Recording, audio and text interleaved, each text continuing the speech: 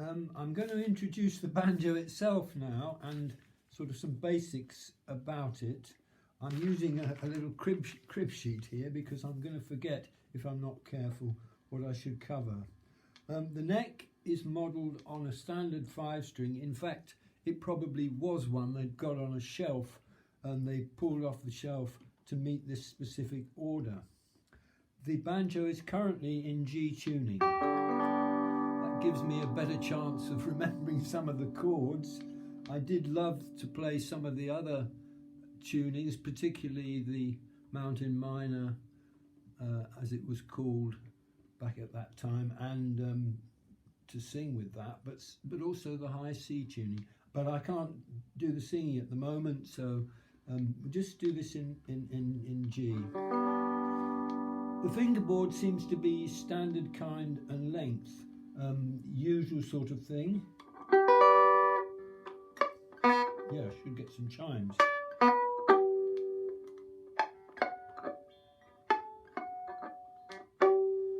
Just where you would expect them.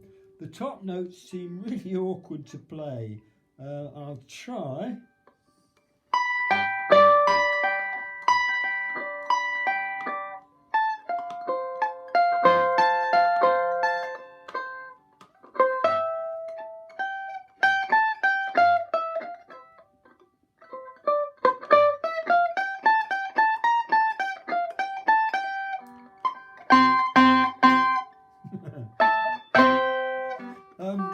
On the other hand, I always found them really tough to play on the acoustic banjo, so maybe with a more powerful amplifier you'd get these reasonable. They're not disastrous, they're just not all that nice. The rest of the chords and things sound really good.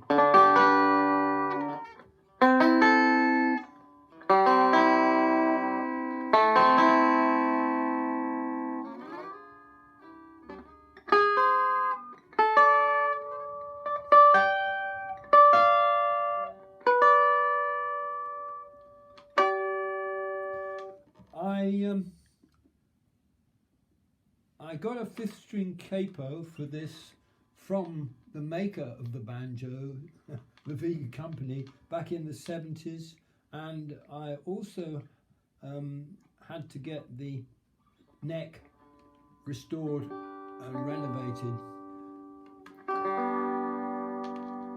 after some damage at that time.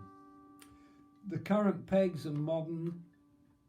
They are I guess inexpensive, but at least they're geared.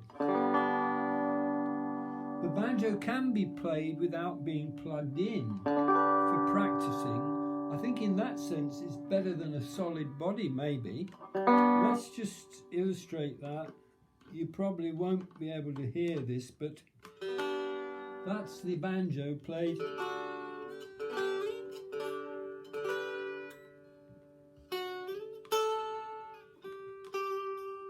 And it's useful for practicing, or was in that time I had it in use, but it wouldn't annoy the neighbours, so this certainly would. As you'd expect with an electric instrument,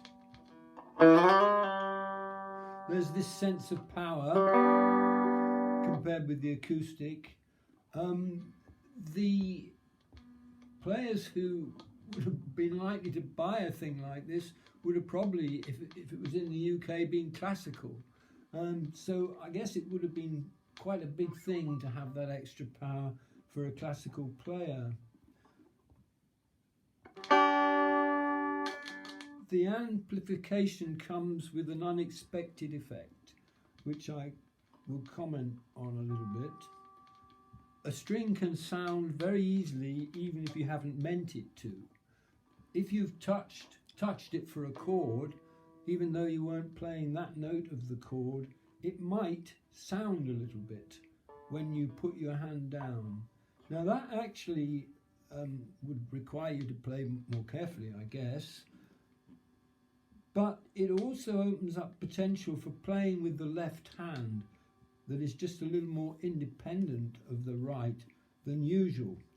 I remember when I was very young, seeing a famous American blues guitarist who played a section of a number just with the left hand. I guess quite a few of them could do that. I experimented with that in the 70s on my acoustic banjo, but it was too difficult for me to take it far. But something would have been much more possible on this old electric. A professional 5-string player who's done something on electrics may well have done this. I've never seen any of their recordings, heard any of their recordings or seen anything about this. But I will try to demonstrate it if I can.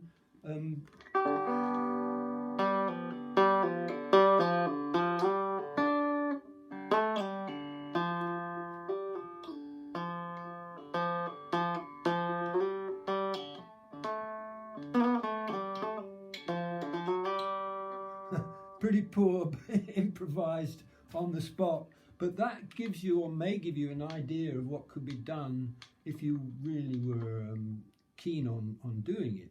I think it actually helps with frailing to be able to use old-fashioned frailing, not claw hammer, melodic claw hammer. It helps to be able to do those things with your left as a part of the style.